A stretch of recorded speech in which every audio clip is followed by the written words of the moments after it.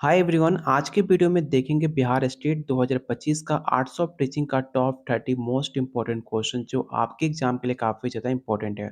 अगर आप first attempt में पेपर क्वालिफाई करना चाहते हो तो आर्ट्स ऑफ टीचिंग ऐसा सब्जेक्ट है जिसमें आप 30 में से 30 नंबर ला सकते हो। तो आज का वीडियो काफ़ी ज़्यादा इंपॉर्टेंट है, हर एक क्वेश्चन जरूर देखना क्योंकि इसी से आपके एग्जाम में सवाल पूछे जाएंगे। तो चलिए शुरू करते हैं आज का पहला क्वेश्चन।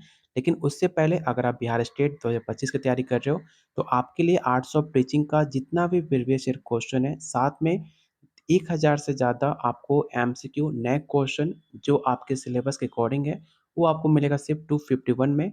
अगर आप कोई भी आपका चाहे आप 9, 10, 11, 12 कोई भी आपका मेन सब्जेक्ट है, साथ में आपका arts of teaching previous year question और आपको 1000 से ज़्यादा क्वेश्चन आंसर कंप्लीट नोट्स मिलेगा आपका 500 में। मेन सब्जेक्ट में जो भी आपका सब्जेक्ट है उसका प्रीवियस ईयर क्वेश्चन प्लस आपको प्रैक्टिस सेट दिया जाएगा। लेने के लिए आपको सिर्फ इस नंबर पे कॉल और व्हाट्सएप करना है, जो डेली बहुत सारे बच्चे ज्वाइन कर रहे हैं, तो आप भी इस नंबर पे कॉल व्हाट्सएप करके ले सकते हो। तो चलिए शुरू करते हैं आज का पहला क्वेश्चन। पहला क्वेश्चन है, शिक्षण के प्रमुख घटक कौन-कौन से हैं? What are the main components of teaching? पहला ऑप्शन है शिक्षक, छात्र, पाठ्यक्रम, शिक्षण विधियाँ। ऑप्शन बी है शिक्षक, छात्र, पाठ्यक्रम और मूल्यांकन। ऑप्शन सी है शिक्षक, छात्र, पाठ्यक्रम, शिक्षण सामग्री। या ऑप्शन डी शिक्षक, छात्र, पाठ्यक्रम और विद्यालय प्रशासन। क्वेश्चन में क्या पूछा गया है? शिक्षण के जो आपका टीचिंग होता है उसका मेन कंपोनेंट क्या है? क्वेश्चन को ध्यान से पढ़िए और मुझे बताइए क्वेश्चन 1 का राइट आंसर क्या होगा?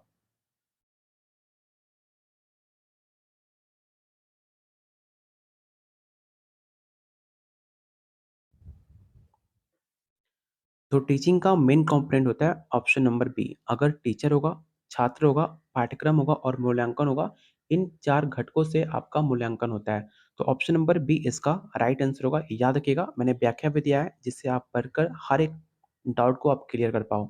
शिक्षण प्रक्रिया 4 प्रमुख घटक होते हैं। पहला शिक्षक, छात्र, पाठ्यक्रम और मूल्यांकन। मूल्यांकन शिक्षण की गुणवत्ता को समझने के लिए आवश्यक है, इसलिए आपका इम्पोर्टेंट है। क्वेश्चन नंबर सेकंड आपको बताना है कि शिक्षण की प्रभावशीलता बनाने के लिए कौन सी विधि काफी उपयुक्त है? पहला ऑप्शन व्याख्यान विधि, प्रश्न उत्तर विधि, प्रदर्शन विधि या उपरोक्त में से सभी।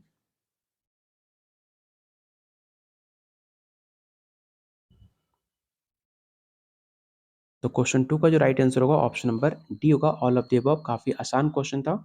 अगला क्वेश्चन है, शिक्षण के कितने स्तर होते हैं? ये सेम क्वेश्चन आपके प्रीवियस ईयर क्वेश्चन में पूछे जा चुके हैं कि शिक्षण के कितने स्तर होते हैं? 2, 3, 4 या 5?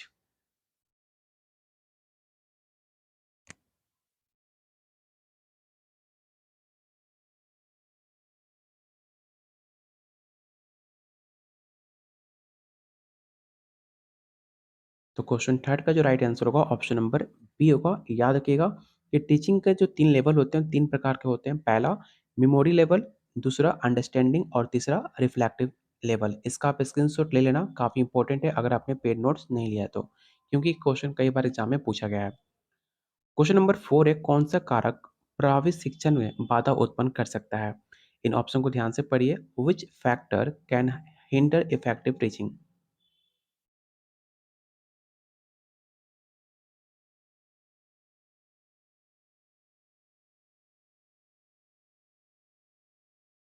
तो क्वेश्चन 4 का जो भी आंसर डी टिक आउट कर रहे हैं उनका आंसर सही है। ऑल ऑफ द अबव आपका राइट आंसर होगा। क्वेश्चन नंबर 5, सीखने का सबसे इफेक्टिव तरीका कौन सा है? पहला ऑप्शन पुस्तक पढ़कर। ऑप्शन बी है सुनकर लिख सीखना, व्यवहारिक अनुभव से सीखना या केवल शिक्षक पर निर्भर होना। अगर आप सिर्फ पुस्तक पढ़ते हो, अगर आप स्टेट की तैयारी कर रहे हो और आपके पास 4 और 5 पुस्तक है, सिर्फ उसे पढ़ रहे हो, उससे आपका पेपर क्वालिफाई कभी भी नहीं होगा, लिख कर रख सकते हो।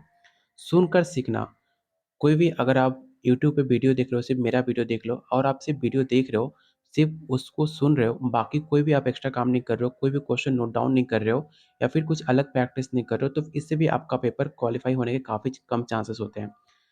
ऑप्शन डी है केवल टीचर पर डिपेंड होना। सिर्फ अगर आप टीचर पर डिपेंड होगे, टीचर पढ़ाएगा तभी आप पढ़ोगे, तो भी आपका पेपर क्वालिफाई नहीं होगा।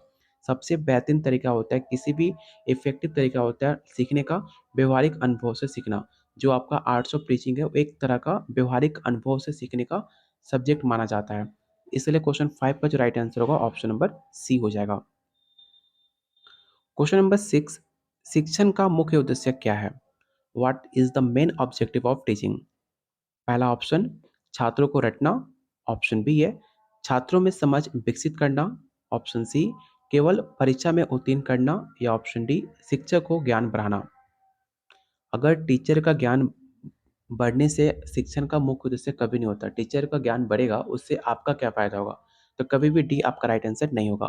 केवल परीक्षा पास करना आपका मुख्य उद्देश्य कभी भी नहीं होना चाहिए, तो ऑप्शन सी भी आपका राइट आंसर कभी नहीं हो सकता।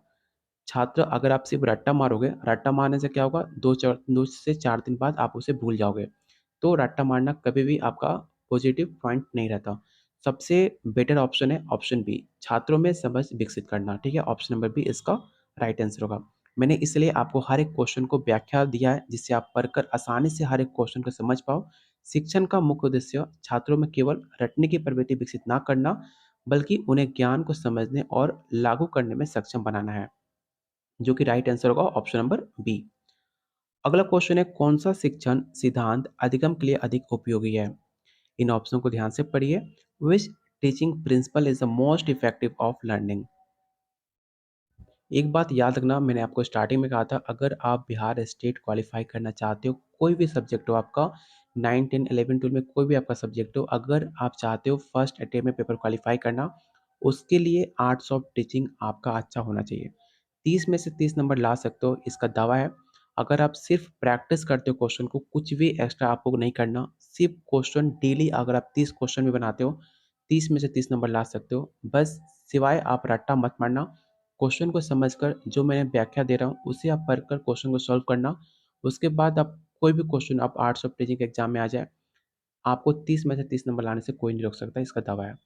क्योंकि मैंने खुद आपको 2 बार 30 में से 30 नंबर लेकर आया हूँ, और आसान है, हर कोई ला सकता है 30 में 30। सिर्फ क्वेश्चन को अगर आप वो समझ लेते हो, आसानी से आप नंबर ला सकते हो।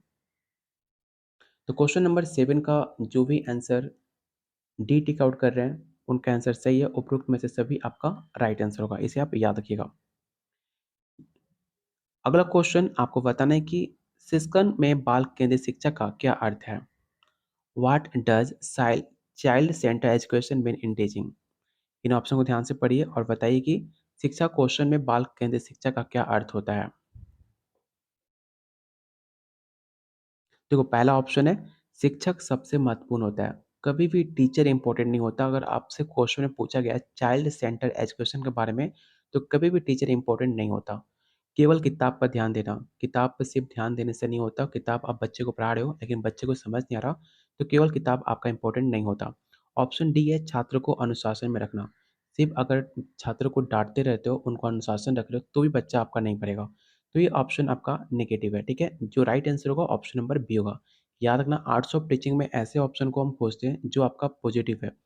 पॉजिटिव आप आंसर ढूँढोगे, पॉजिटिव आंसर ऑप्शन ढूँढोगे, तो आपका राइट आंसर आप आसानी से ढूँढ पाओगे। तो क्वेश्चन 8 का जो राइट आंसर होगा ऑप्शन नंबर बी होगा। क्वेश्चन नंबर 9 जो कि काफ़ी इंपॉर्टेंट है, शिक्षण कौशल के कितने प्रकार होते हैं?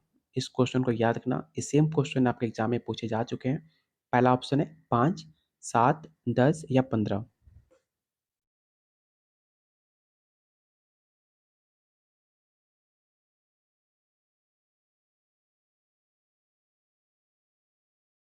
तो क्वेश्चन 9 का जो भी 5, 7 टिक आउट कर रहे हैं, सबका आंसर गलत है। इसका जो राइट आंसर होगा ऑप्शन नंबर सी होगा। याद रखना, शिक्षण कौशल मुख्यतः 10 प्रकार के होते हैं, जिनमें प्रश्न पूछने की कला, समय प्रबंधन, कक्षा नियंत्रण, व्याख्या करने की कला, ये सब आदि शामिल हैं आपके 10 शिक्षण कौशल के अंदर। तो ऑप्शन नंबर सी इसका राइट आंसर होगा। क्वेश्चन नंबर 10 आपको बताना है कि कौन सा शिक्षण पद्धति छात्रों में क्रिएटिविटी को बढ़ावा देती है? पहला ऑप्शन है व्याख्यान विधि, मौन पाठन विधि, प्रॉब्लम सॉल्विंग मेथड, या ऑप्शन नंबर डी है मेमोरी बेस्ड टीचिंग। अगर मैं आपको एक किसी टॉपिक पे 10 मिनट का लंबा लेक्चर दे दूं, तो इससे क्या आपका क्रिएटिविटी बढ़ेगी? बिल्कुल नहीं बढ़ेगी। तो पहला ऑप्शन कभी भी राइट आंसर नहीं हो सकता। सेकंड ऑप्शन है मौन पठन विधि, जो बहुत सारे बच्चे करते हैं। बस किताब लेके बैठ जाएँगे और मन में उसको रीड करते रहेंगे। वो आपका कभी भी गुड स्किल नहीं माना जाता, तो ऑप्शन बी भी आपका राइट आंसर नहीं होगा।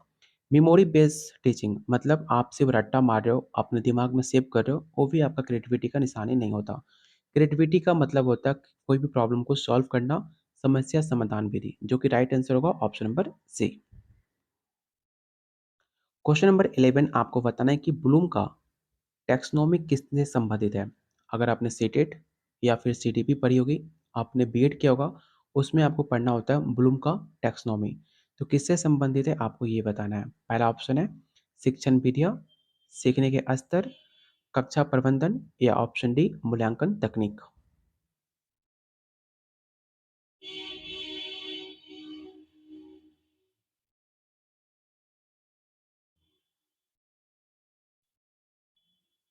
तो याद रखिएगा जो भी आंसर बी टिक आउट कर रहे हैं उनका आंसर सही है। सीखने का स्तर है, ठीक है, ऑप्शन नंबर बी इसका राइट आंसर होगा। ब्लूम का क्लासिफिकेशन 6 स्तरों पर आधारित होता है। पहला ज्ञान, समझ, अनुप्रयोग, विश्लेषण और संश्लेषण और लास्ट में आपका मूल्यांकन। आप इसका स्क्रीनशॉट ले लेना। हर बार आपके 800 टीचिंग में क्वेश्चन पूछे जाते हैं, जो कि काफ़ी इंपॉर्टेंट है। क्वेश्चन नंबर 12 है शिक्षण में मूल्यांकन का मुख्य उद्देश्य क्या है? पहला ऑप्शन छात्रों की प्रगति का आकलन करना, ऑप्शन बी शिक्षा की गुणवत्ता पर रखना, ऑप्शन सी शिक्षण विधि की जांच करना या ऑप्शन डी छात्रों को अनुशासित करना। क्वेश्चन को पहले ध्यान से पढ़िएगा। क्वेश्चन आप समझ लेते हो तो आप आसानी से आंसर बता पाओगे। एक गलती और आप जो बार बार करते हो, सिर्फ क्वेश्चन को हिंदी और इंग्लिश में पढ़ते हो, ऐसा गलती कभी मत करना। क्वेश्चन या चाहे ऑप्शन दोनों हिंदी और इंग्लिश में दोनों में रीड करना। ऐसा करने से आप क्वेश्चन को समझने में काफ़ी आसानी होती है और इससे आपकी गलती होने की चांसेस काफ़ी कम हो जाती है। क्वेश्चन में क्या पूछा गया? एवोल्यूशन ऑफ टीचिंग मतलब शिक्षण का मूल्यांकन कैसे करते हो आप? अगर आप ध्यान से ऑप्शन देखोगे तो इसका राइट आंसर होगा ऑप्शन नंबर ए, छात्रों की प्रगति का आकलन करना, उनका असेसमेंट करोगे, उनका असेसिंग करोगे। तो option number A. Question number 13 गुरु शिष्य परंपरा किस प्रकार की शिक्षा प्रणाली का उदाहरण है? इस क्वेश्चन को याद रखना काफी इंपॉर्टेंट है। पहला ऑप्शन है औपचारिक शिक्षा, अनौपचारिक, गैर औपचारिक या सेंसरी एजुकेशन।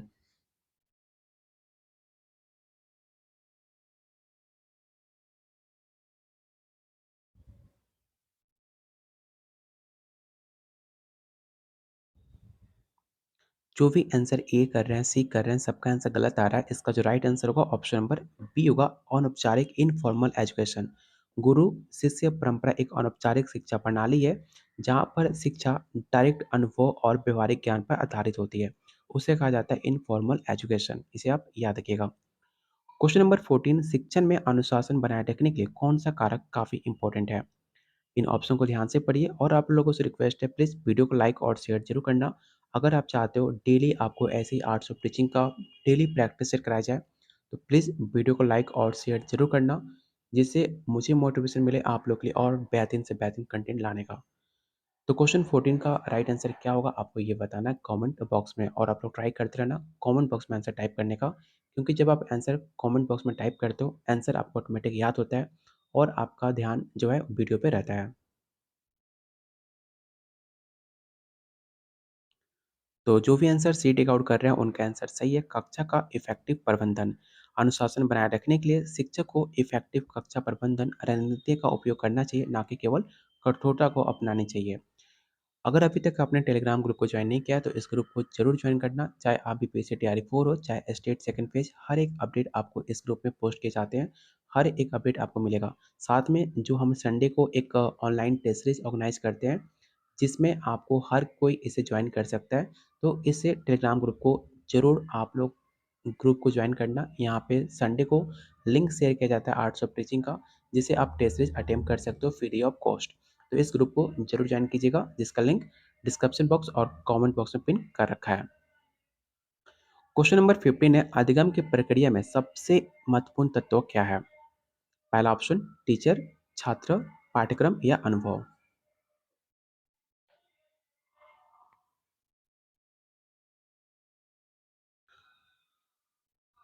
तो क्वेश्चन काफ़ी आसान है, आपको पता होगा। अगर बच्चे ही क्लास में नहीं होंगे तो आपका टीचर क्या करेगा, आपका पाठ्यक्रम क्या करेगा, आपका एक्सपीरियंस क्या करेगा। इसलिए जो सबसे मोस्ट इम्पोर्टेंट एलिमेंट है लर्निंग प्रोसेस का, वो आपका छात्र है। तो ऑप्शन नंबर बी इसका राइट आंसर होगा।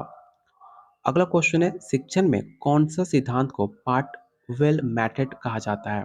देखो ये क्वेश्चन काफ़ी इंपॉर्टेंट है। जो आपका स्टेट 2024 हुआ था उसमें ये क्वेश्चन पूछा गया था जो कि काफ़ी इंपॉर्टेंट है। और सेकंड सेकंड फेज में स्टेट का जो आर्ट्स ऑफ टीचिंग का क्वेश्चन था वो थोड़ा-सा मॉडरेट लेवल का था। जो 2023 में पेपर हुआ था वो क्वेश्चन का लेवल थोड़ा-सा आप बोल सकते हो ईज़ी टू मॉडरेट था।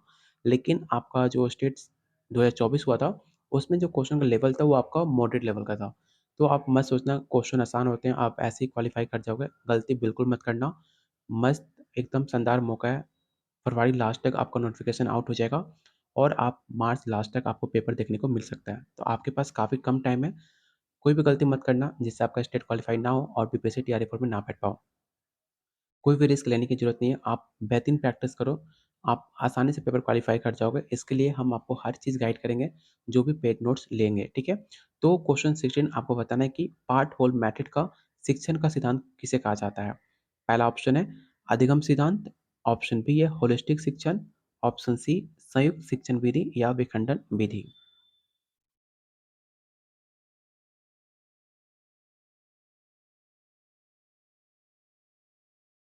तो क्वेश्चन 16 का जो राइट आंसर होगा ऑप्शन नंबर सी हो जाएगा, कंबाइंड टीचिंग मेथड। याद रखना, पार्ट वन मेथड सबसे पहले छोटे-छोटे भागों को पढ़ाया जाता है, फिर उसे संपूर्ण पार्ट में समझाया जाता है। जो चंकिंग समझते हो, चंकिंग क्या होता है?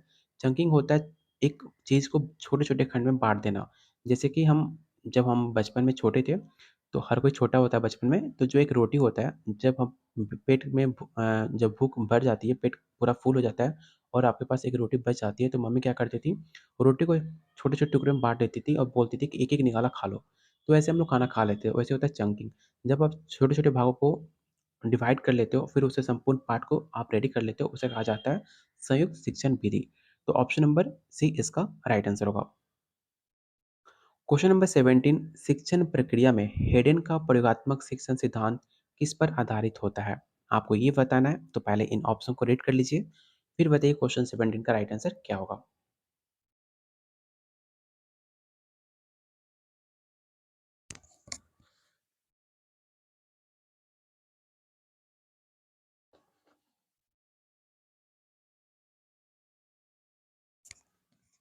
तो क्वेश्चन से पेंडिंग का जो भी आंसर ए टिक आउट कर रहे हैं उनका आंसर सही है, एक्सपीरियंस बेस्ड लर्निंग, ठीक है।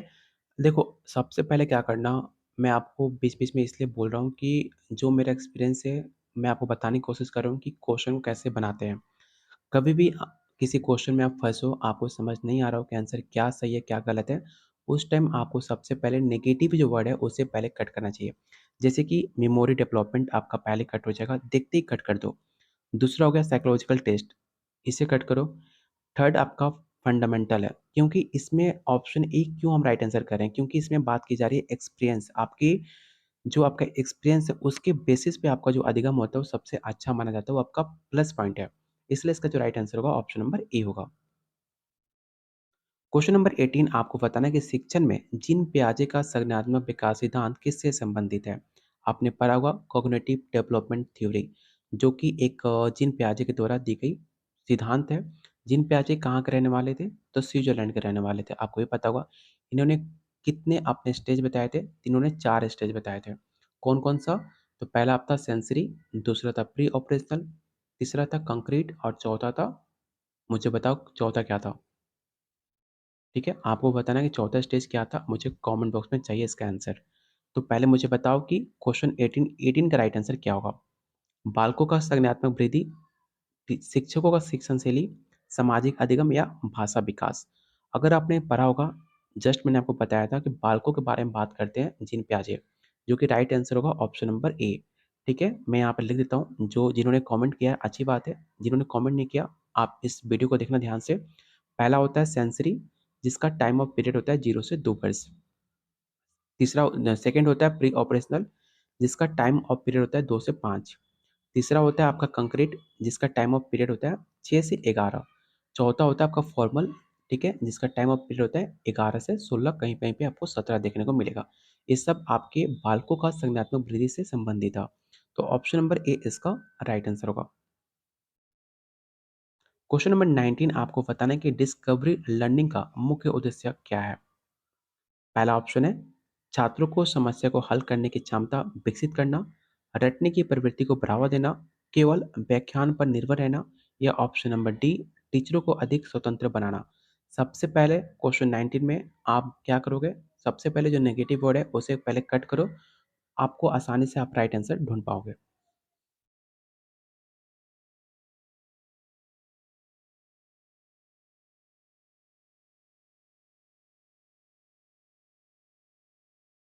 तो सबसे नेगेटिव वर्ड क्या है? रटने की प्रवृत्ति, पहले से कट कर दो। केवल कभी भी आपका राइट आंसर नहीं होता, तो आपका बी और सी पहले ही कट गए।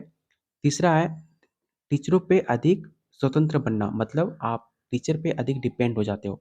वो आपका एक नेगेटिव वर्ड है। कभी भी टीचर पे डिपेंड रहोगे, कभी भी आपका भला नहीं हो सकता, क्योंकि जब टीचर पढ़ाएगा तो आप पढ़ोगे। तो ऐसा कभी भी कोई पास नहीं होता। खुद से आपको एफर्ट डालना पड़ता है, तभी जाकर आप एग्ज़ाम क्वालीफाई कर पाओगे। अगर आप मान लो मैं आपसे बोलूँ कि मैं जब वीडियो बनाऊँगा तभी आप आर्ट्स ऑफ टीचिंग पढ़ना, तो इससे आपका पेपर कभी क्वालीफाई नहीं होगा, जब तक आप खुद से जो प्रैक्टिस सेट इसलिए दिया जाता है कि जब आपको टाइम मिले प्रैक्टिस सेट लेकर आप क्वेश्चन प्रैक्टिस करो। सिर्फ वीडियो देखकर आप मेरे पे डिपेंड नहीं हो सकते हो आर्ट्स ऑफ टीचिंग क्लियर होने पे। तो कभी भी टीचर पे डिपेंड नहीं होना चाहिए, ना कि व्याख्यान विधि पे, ना कि रटने की प्रवृत्ति। इसका जो राइट आंसर होगा ऑप्शन नंबर ए, छात्रों को समस्या हल करने की क्षमता विकसित करना आपका राइट आंसर होगा। डिस्कवरी लर्निंग का एक मुख्य उद्देश्य होता है। क्वेश्चन नंबर 20 आपको बताना है कि फ्लिप क्लासरूम पद्धति का क्या किया जाता है? फ्लिप क्लासरूम, शायद आपने पढ़ा होगा फ्लिप क्लासरूम। पहला ऑप्शन घर पर पढ़ाई और कक्षा में चर्चा, शिक्षक द्वारा पूरा पाठ पढ़ाना, ऑप्शन सी केवल कक्षा में व्याख्या करना। तो इन तीन ऑप्शन में से कोई आपका राइट आंसर है, मुझे बताओ इसका राइट आंसर क्या हो सकता है? आजकल बड़ा चल रहा है फ्लिप क्लासरूम। अभी बिहार में ऐसा कोई डिस्कशन नहीं होता, लेकिन ये क्वेश्चन काफ़ी यूनिक है और काफ़ी इंपॉर्टेंट है। तो मुझे बताओ फ्लिप क्लासरूम क्या होता है? सबसे पहले आप नेगेटिव कट करो, आसानी से आप आंसर ढूँढ पाओगे।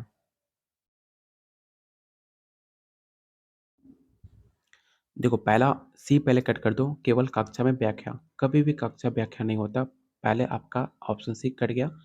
शिक्षक द्वारा पूरा पाठ पढ़ाना, सेकंड आपका नेगेटिव कट गया। ऑप्शन क्या बचा? ऑप्शन नंबर ए, घर पर पढ़ाई करो, होमवर्क करो। अगर आप वीडियो देख रहे हो तो आप उसे घर पे पढ़ाई करो, उसके बाद आकर यूट्यूब पे वीडियो देखो और आप क्वेश्चन को प्रैक्टिस करो। 30 में 30 नंबर आसानी से आप ला पाओगे। तो ऑप्शन नंबर ए इसका राइट आंसर होगा। क्वेश्चन नंबर 21 शिक्षण प्रक्रिया में बॉडली मूवमेंट किस सिद्धांत से जुड़ा हुआ है? पहला ऑप्शन है व्यवहारवाद, ऑप्शन नंबर बी है काइनेस्टिक लर्निंग, ऑप्शन सी ज्ञानात्मक विकास या ऑप्शन नंबर डी है सामाजिक अधिगम। अगर आपने बंडूरा का सिद्धांत पढ़ा होगा तो आप आसानी से आंसर बता पाओगे कि बॉडली मूवमेंट होता क्या है। देखो व्यवहारवाद हो नहीं सकता, ज्ञानात्मक विकास की बात की नहीं जा रही है, बॉडली मूवमेंट आपके सामाजिक अधिगम के अंतर्गत नहीं आता। एक ही ऑप्शन बचता है काइनेस्टिक लर्निंग। इसका मतलब क्या होता है? जो हम हाथ से लिखते हैं, जो हम अपने फिजिकल वर्क करते हैं, वो आपके आता है काइनेस्टिक लर्निंग के अंदर। तो जो आपका बॉडी मूव करेगा किसके अंतर्गत आएगा? काइनेस्टिक लर्निंग के अंतर्गत आएगा। तो इसका राइट आंसर क्या होगा? ऑप्शन नंबर बी हो जाएगा। क्वेश्चन नंबर 22 मोनेटेसरी पद्धति किस सिद्धांत पर आधारित है? काफ़ी आसान क्वेश्चन है। मोनेटेसरी पॉलिसी आपने पढ़ी होगी, कई बार एग्जाम में क्वेश्चन पूछा है आर्ट्स ऑफ टीचिंग में। किस बेस पर आधारित है आपको ये बताना है।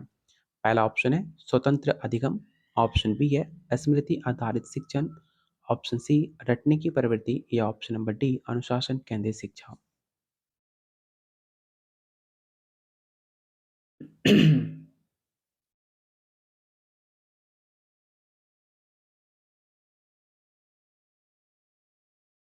तो क्वेश्चन 22 का जो भी आंसर ए टिक आउट कर रहा है उनका आंसर सही है। मोंटेसरी शिक्षण पद्धति में बच्चों को स्वतंत्र रूप से सीखने के लिए प्रेरित किया जाता है, जिसमें खेल और गतिविधियों के विशेष महत्व होता है। क्वेश्चन नंबर 23 सामाजिक अधिगम सिद्धांत किसने प्रतिपादित किया है? पहला ऑप्शन बिहेवियरिस्ट, जीन प्याजे, एल्बर्ट बंडूरा या बेंजामिन ब्लूम। काफ़ी आसान क्वेश्चन है। अगर आपने सीटेट या फिर बीएड में आपने पढ़ा होगा सामाजिक अधिगम सिद्धांत सोशल लर्निंग थ्योरी किसने दी है। अगर आपसे क्वेश्चन पूछ लेता सामाजिक सांस्कृतिक अधिगम का सिद्धांत किसने दिया है, तो आपका ऑप्शन बदल जाता। अगर क्वेश्चन में पूछ लेता सामाजिक संस्कृति का सिद्धांत किसने दिया है, तो इसका राइट आंसर होता लेव वगेट्स्की। लेकिन इस क्वेश्चन में पूछा गया है सामाजिक अधिगम का सिद्धांत किसने दिया है, तो आपका राइट आंसर होगा एल्बर्ट बंडूरा। ठीक है। ऑप्शन नंबर सी इसका राइट आंसर होगा। क्वेश्चन नंबर 24, शिक्षक के प्रभावी मूल्यांकन के लिए कौन-सा तरीका सबसे उपयुक्त माना जाता है? इन ऑप्शन को ध्यान से पढ़िए और बताइए क्वेश्चन 24 का राइट आंसर क्या हो सकता है?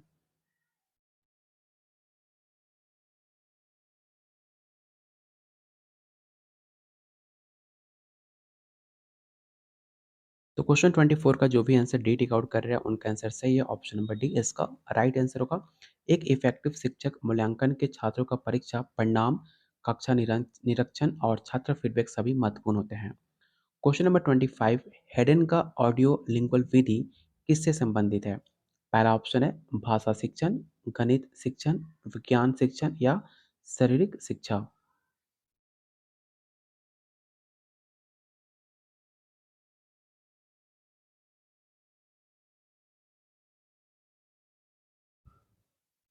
देखो, क्वेश्चन को इंग्लिश में पढ़ो, आसानी से समझ जाओगे। बात की जा रही है ऑडियो लिंगुअल मेथड। ऑडियो कब होता है? गणित शिक्षण होता है? नहीं होगा। विज्ञान होगा? नहीं होगा। ऑडियो का मतलब होता है लैंग्वेज टीचिंग। जब आप ऑडियो है, वो एक तरह का लैंग्वेज होता है। ऑडियो स्किल क्या है? एक तरह का लैंग्वेज है।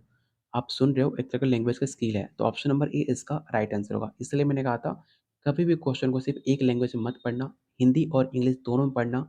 अगर आपका कोई भी रीजनल लैंग्वेज है, इंग्लिश में क्वेश्चन ज़रूर रीड करना और अपनी भाषा में भी रीड करना। जब आप 2 लैंग्वेज को रीड करोगे, आसानी से आप क्वेश्चन और ऑप्शन को समझ पाओगे।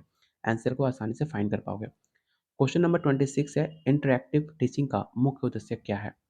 इन ऑप्शन को ध्यान से पढ़ो और बताओ, इंटरएक्टिव टीचिंग का मुख्य उद्देश्य क्या होता है? सबसे पहले नेगेटिव वर्ड को कट करो। ऐसा करोगे, जो मैं बता रहा हूँ, आसानी से आप राइट आंसर बता पाओगे। आपका भी स्कोर 30 में 30 आएगा, इसकी गारंटी है। पहला नेगेटिव वर्ड है आपका केवल। व्याख्या नेगेटिव वर्ड है, पहले कट कर दो, ठीक है? उसके बाद जाओ पाठ्य पुस्तक पर अधिक निर्भरता, मतलब बुक पे अधिक डिपेंड होना, ये भी एक नेगेटिव वर्ड है। तो बी और डी दोनों कटे हुए हैं।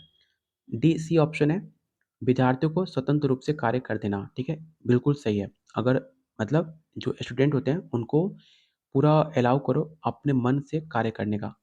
ऐसा नहीं गलत वर्ड है, ये आपका बिल्कुल सही है। सेकंड ऑप्शन है, पहला ऑप्शन छात्रों को भागीदारी को बढ़ाना, इंक्रीजिंग स्टूडेंट पार्टिसिपेट।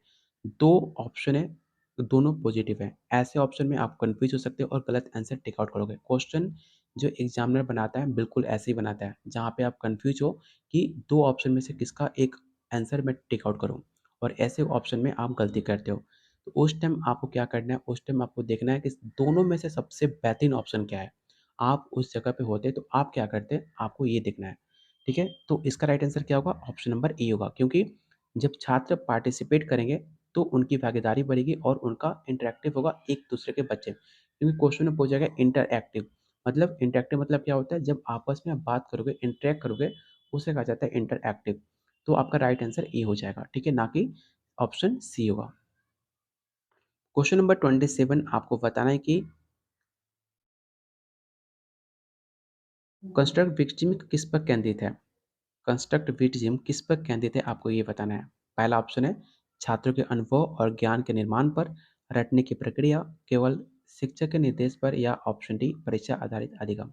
सबसे पहले नेगेटिव वर्ड कट कर दो, फिर बताओ क्वेश्चन 27 का राइट आंसर क्या होगा।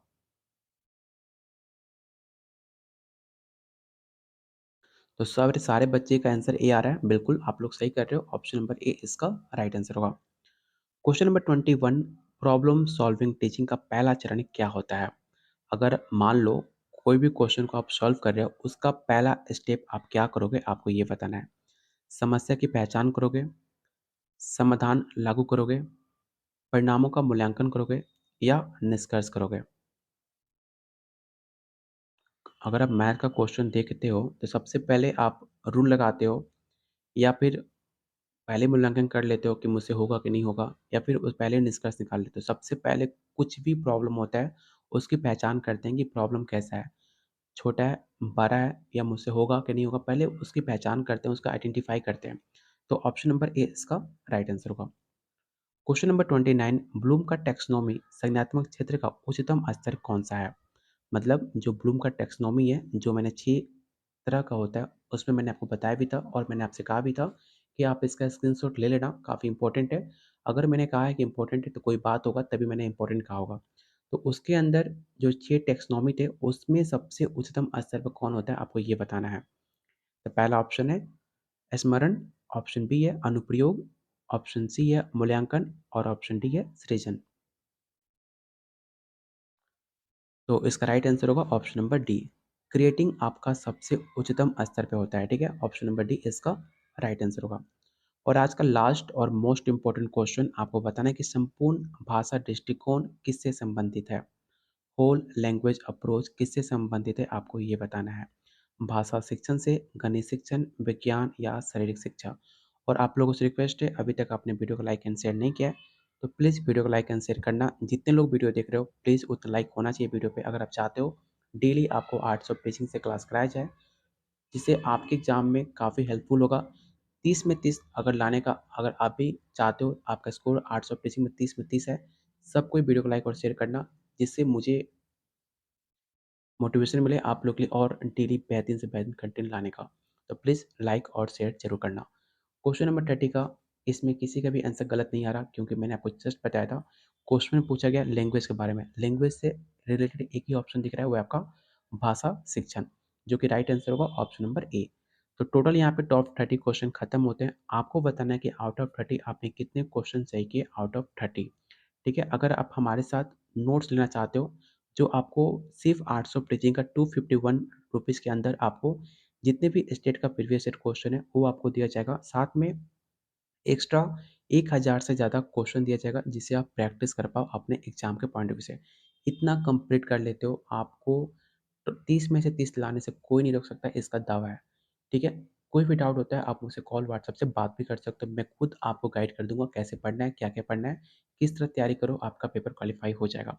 साथ में अगर आप कंप्लीट नोट्स लेते हो 150 मार्क्स का, जो भी आपका मेन सब्जेक्ट है, चाहे आप 9-10 के हो, चाहे 11-12, जो भी आपका मेन सब्जेक्ट है, मेन सब्जेक्ट नोट्स के साथ-साथ आपको arts of teaching main subject में क्या-क्या मिलेगा, आपको previous year question, practice set मिलेगा। इस नंबर पे आप व्हाट्सएप कॉल करके अधिक जानकारी ले सकते हो कि आपका मेन सब्जेक्ट में क्या-क्या नोट्स आपको मिलेंगे।